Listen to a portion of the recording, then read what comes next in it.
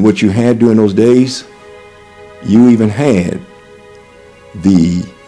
at the polling booth, you had a white Democrat sitting in the polling booth with a shotgun, a rifle, saying to the black man, "Nigga, you better vote Democrat today, or you're gonna die and your family's gonna die."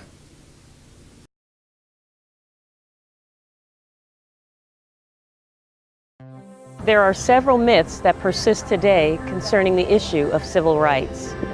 One myth is the 3/5 clause in the Constitution dealt with the value of a person. The truth is, that was proposed and fought for by the abolitionists who did not want the slaveholding states to get more representation in Congress by counting their slaves as constituents. The compromise was that every slave would be counted as 3/5 of a constituent for the purpose of limiting slaveholding states in Congress.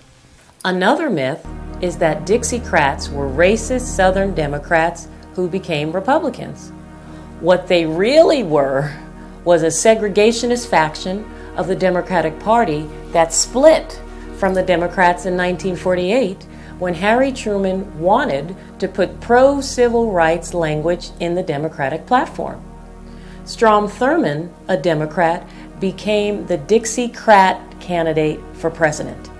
After they lost that election, all of the Dixiecrats went back into the Democratic Party, and Strom Thurmond did not become a Republican for another 16 years.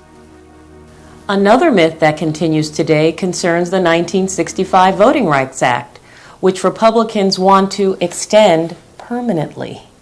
But for some reason, the Black Caucus and the NAACP oppose a permanent extension of the Voting Rights Act. The right to vote for African Americans today has nothing at all to do with the 1965 Voting Rights Act, contrary to most people's opinion. The right to vote was given as one of the 3 civil rights amendments post-Civil War. You have the 13th Amendment to abolish slavery.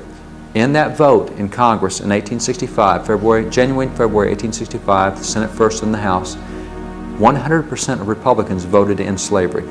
118 out of 118.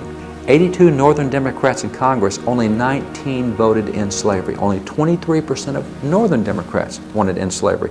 We roll on through, and in the South, slavery has been ended, but we're now finding these Southern Democratic legislatures that are saying, well, they may be free, but they're not citizens. Congress stepped in 1868 and said, we'll take care of that.